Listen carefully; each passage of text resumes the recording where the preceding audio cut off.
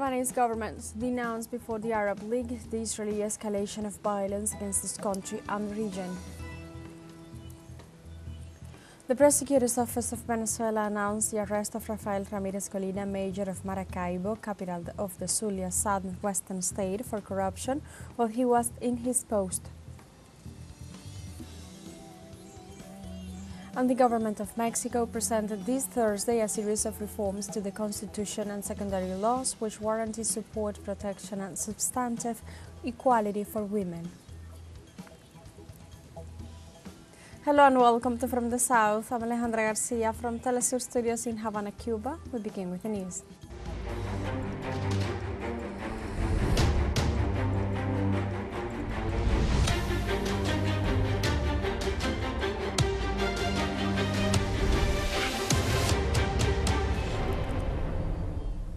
The Lebanese government denounced before the Arab League the Israeli escalation of violence against this country and the region. Precisely, the Lebanese permanent representative Ali Hassan al-Halabi held Israel accountable for the war tensions in the region as the occupation violates all international resolutions. Furthermore, during the emergency meeting of the group's council, al-Halabi called for the activation of international mechanisms to condemn Israel for its flagrant and systematic violation of international resolutions and laws. The brutal Israeli aggression has left over 2,000 deaths and over 10,000 injured civilians, in addition to forcing the displacement of over 1.2 million Lebanese, that is, a quarter of the population, to various areas of Lebanon. Some of them cannot find shelter and are sleeping in the outdoors, leaving children, women and the elderly exposed to the Israeli genocidal attacks. The blatant Israeli offensive reaches the level of crimes against humanity, and it is described as a violation of humanitarian ethics and principles. On his speech, the Assistant Secretary General of the Arab League, Hossam Saki, reiterated his warning of Israeli plans for escalating conflicts in the region. The Arab League and its member states have been separately warning for months of the impending risks of a regional war, the consequences of which won't be alien to any of the sides. And today we find ourselves on the brink of it due to the arrogance and recklessness of the Israeli occupying leadership, which insists on setting fires in the region, and it does not stop at its crimes, as Israel continues to commit crimes in Gaza. And now the Zionist regime wants to replicate the brutal scenario in Lebanon with total impunity, backed by the world's inability to prevent its criminal behavior, which violates legal, humanitarian and moral regulations. In this context, on Thursday, the Israeli occupation army carried out new aerial attacks against the capital of Lebanon, Beirut. The bombing occurred in the Moawad neighborhood, located to the south of the Lebanese capital, although the Israeli forces continue without providing any information on the matter. Meanwhile, the Hezbollah resistance movement confirmed the detonation of an explosive device targeting a checkpoint of the occupying forces in the locality of Maroun al-Ras. 2 Israeli soldiers were reported killed in the explosion, while several were wounded. The Israeli genocidal forces committed 8 massacres during the last 24 hours against families in the Gaza Strip. Health authorities reported that during the aggression they killed at least 90 civilians and wounded another 169. Emergency services reported that they are still searching for bodies trapped under the rubble or scattered on the roads.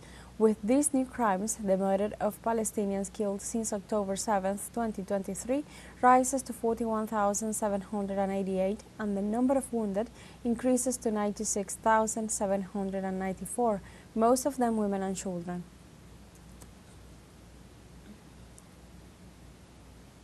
The Governorate of Jerusalem denounced the human rights violations and aggressions committed by Israel against Palestinians in that territory on the third quarter of 2024. The Governorate gave its account, reporting dozens of Palestinians killed, 304 arrested, and the incursion of 16,138 settlers in the Al-Aqsa Mosque on this term. The authorities accused Israel of conducting imprisonments, demolitions, evictions, deportations, and daily raids in the mosque. In this regard, they warned that the aggressions are part of the Zionist regime's expansion and its plans for new settlements in the occupied Palestinian territories. The Iranian government summoned the ambassadors of Germany and Austria after the governments condemned the massive Iranian attack against Israel. Both ambassadors were criticized for their country's declarations on the legitimate response made by Tehran against the Zionist regime's aggressions in the area. The foreign ministry stressed that the Persian country is fully determined to defend national and regional security. It also indicated that they attack Israel after 2 months of restraint in order to help establish stable security in the Middle East.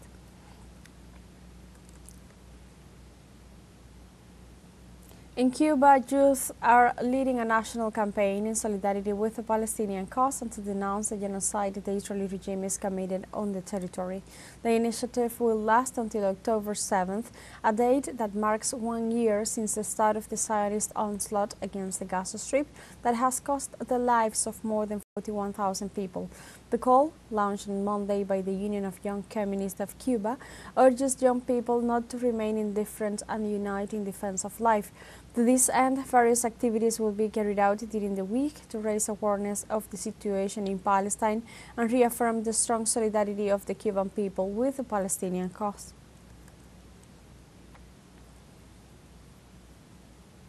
In Germany, thousands of demonstrators gathered in Berlin on Thursday to protest against the government's stance on the conflict in Ukraine. This way, the protesters called to halt Germany's delivery of arms to Ukraine while urging the signing of the Treaty on the Prohibition of Nuclear Weapons. Under the slogan, Never Again War, citizens held a demonstration on the Day of German Unity, the annual holiday commemorating the reunification of the nation in 1990. Those present also expressed their solidarity with the people of Palestine, with banners calling for an end to Israel's occupation in the territory. Let's take a short break, but remember you can join us on TikTok at TeleSUR English, where you'll find news in different formats, news updates and more. We'll be right back, stay with us.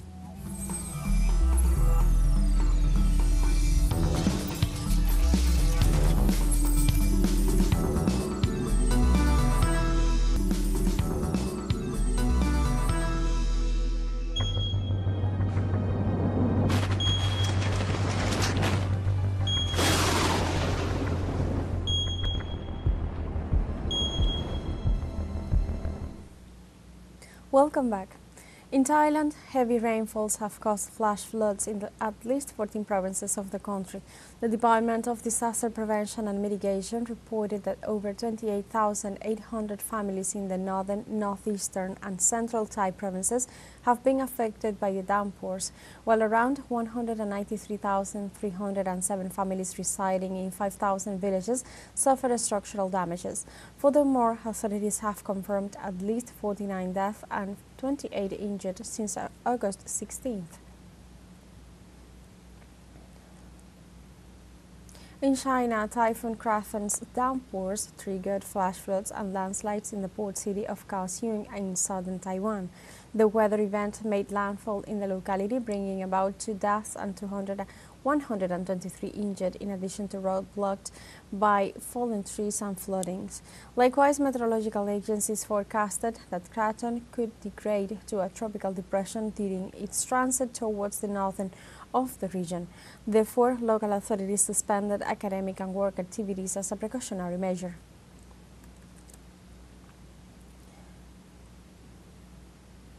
The prosecutor's office of Venezuela announced the arrest of Rafael Ramirez Colina, mayor of Maracaibo, capital of the Zulian northwestern state, for corruption while he was in his post.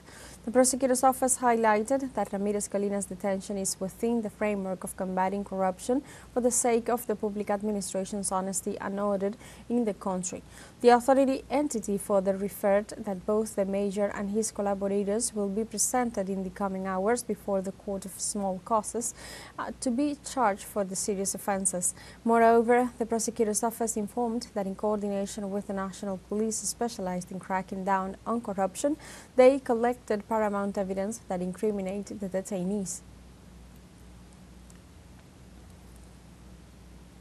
Regarding the arrest, the first Vice President of the United Socialist Party of Venezuela, Diosdado Cabello, provided details on information obtained from the detainees themselves. Some people were arrested in the Zulia state. They have already come out to defend them. they will regret having defended them when the truth comes out, but they will regret it badly, because each detainee is letting the cat out of the bag, so each of them knows how the process is, and it is an operation against corruption, they know, so they are demanding the immediate release of the alleged invincible fighter Rafael Ramirez, the mayor of Maracaibo. If I were them, I would not do anything like that. I would not do any of it because they're getting deep into the mud. Lots of people are getting into the mud, and they would be better off if they kept quiet, as it's very hard for you to hear this. How is it possible that wherever they go they steal in a shameless and vulgar way? And it is a society of accomplices. It is not that they steal for this, everybody steals there, everybody, and they use these mayorships not only as petty cash, but also as big cash. In Venezuela on Thursday, the political dialogue convened by the National Assembly began with the participation of parties and movements that took part in the July 28th presidential elections. The President of the National Assembly, Jorge Rodriguez, heads the work session, which will help to develop the duties set forth in the Constitution of the Republic in regards to the protection of the country's sovereignty. It also aims at modifying the electoral laws to put an end to the practices used by politicians who call for invasion, support illegal sanctions and incite coup d'etat. In this regard, Rodriguez emphasized that politicians cannot promote disruptive actions that put Venezuelans in harm's way. No se puede. You cannot participate in the political life of the nation and at the same time promote foreign military actions, or promote homicides, or promote car bombs. It is completely inconceivable. And it is not possible to combine political action with actions that can only be classified as terrorist. But that is what we are living today. The Humanitarian Legal Assistance non-governmental organization of El Salvador launched a campaign to demand the government proof of life of thousands of people detained by the emergency regime pursued by President Nayib Bukele. As part of the assistance provided to the families of isolated detainees, the non-governmental organization requested judges to order a medical examination in prisons. So far, the police have incarcerated over 81,900 people. Therefore, humanitarian entities described many of the arrests as arbitrary and illegal. In addition, they denounced that death and serious injuries, assuring that Bukele is selling a fake security model.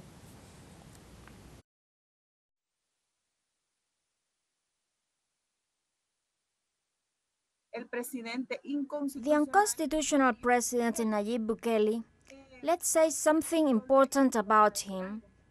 He went there to the United Nations to lie. That is the truth.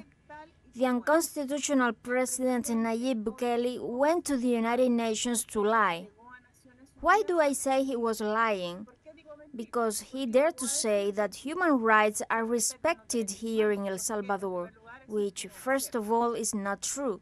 Here, there are thousands of innocent people who are being processed unfairly for 30 months already in 5 prisons. And the majority isn't in top security Secot prison, of which he makes so much propaganda in favor of what we now know as the regime of exception. In Ecuador, President Daniel Noboa decreed a new state of emergency in 8 provinces amidst rising violence. The measure will be enforced for 60 days in the provinces of Guayas, Los Rios, Manabí, and the Metropolitan District of Quito, among others, where violence increased considerably during the last weeks. Noboa's administration established an exception regime at the beginning of January to stop organized crime and insecurity. However, citizens demand more accurate actions from the government.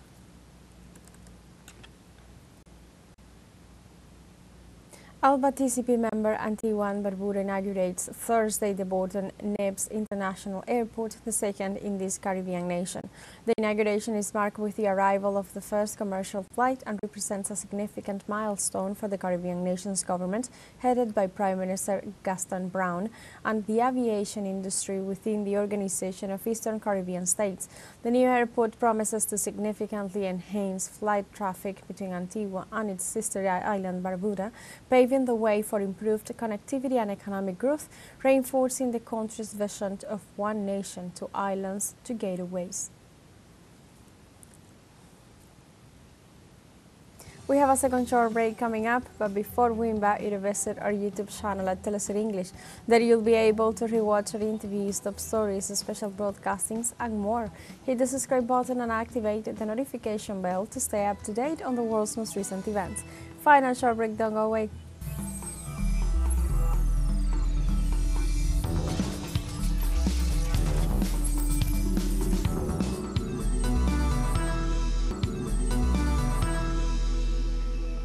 Welcome back to From the South. The government of Mexico presented this Thursday a series of reforms to the Constitution and secondary laws which guarantee support, protection and substantive equality for women. President Claudia Sheinbaum indicated that these proposals will be sent to the Senate of the Republic for the Congress to then analyze and approve them. The first female head of state of the Mexican Republic emphasized that the reforms aimed at establishment of substantive equality at the constitutional level, which goes beyond the equality of women and men before the law. She added that the initiatives will also seek to guarantee the right to a life free of violence against women, teens and children in the country, as well as to bridge the gender wage gap.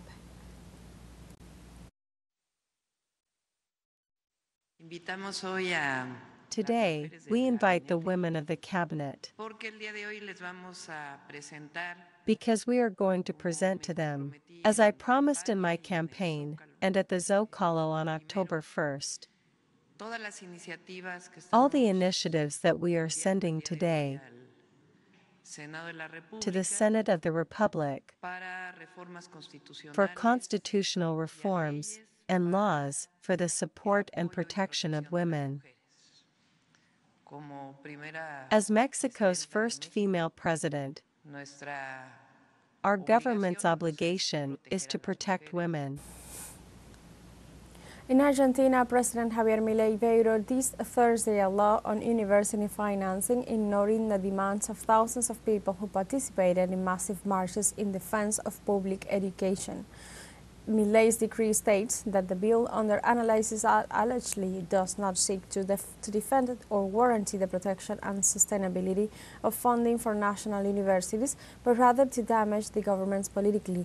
The law on university financing obliged the executive power to adjust the budgetary items destined to salaries as well as to cover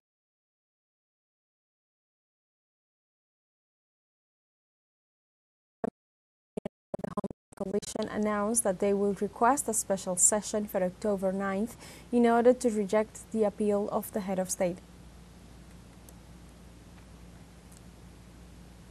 In Ghana, hundreds of mostly university students protested on the streets of the capital city, Accra, on Thursday to demand an immediate halt to illegal mining. Demonstrators plan to stage rallies for 3 days and are also demanding the release of 54 activists detained last month for marching with the same demand. The government's handling of illegal mining, particularly its impact on natural resources and rural livelihoods, has become a false point issue in the run-up to the West African country's presidential elections in December. Labor unions said they will begin a nationwide strike on October 10th to force authorities to take urgent actions. We demonstrate and demonstrate and demonstrate and demonstrate. So our leaders realize that the issues we are talking about are critical issues. We will keep demonstrating. Today will not be the end of it, or we will protest and protest and protest. On the 10th of October, the organized labor is going on strike. So everybody is coming on board. So we have started earlier. Others will join. It's like poisoned air. That would be the next worst thing. This is poisoned water. You can't check every tomato you buy. You can't check every onion you buy. It's going to get to everyone, right? And we already don't have a proper healthcare system. Do we really want to play this game? Is this a game you really want to play? Like, this doesn't end well for anyone.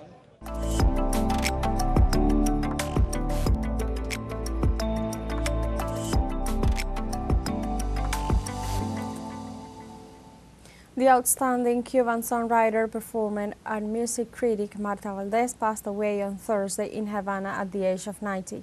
Valdez had a prolific professional career which includes the composition of boleros, sones criollas, and habaneras.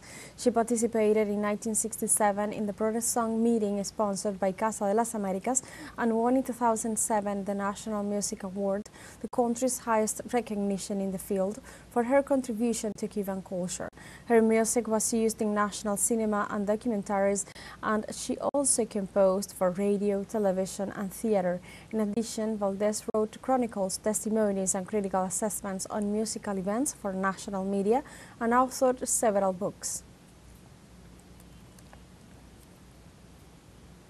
We have come to the end of this news brief, but you can find these and many of the stories on our website at telesurenglish.net, and join us on social media. We are on Facebook, X, Instagram, Telegram, and TikTok as well. For TeleSUR English, I'm Alejandra Garcia. Thank you for watching.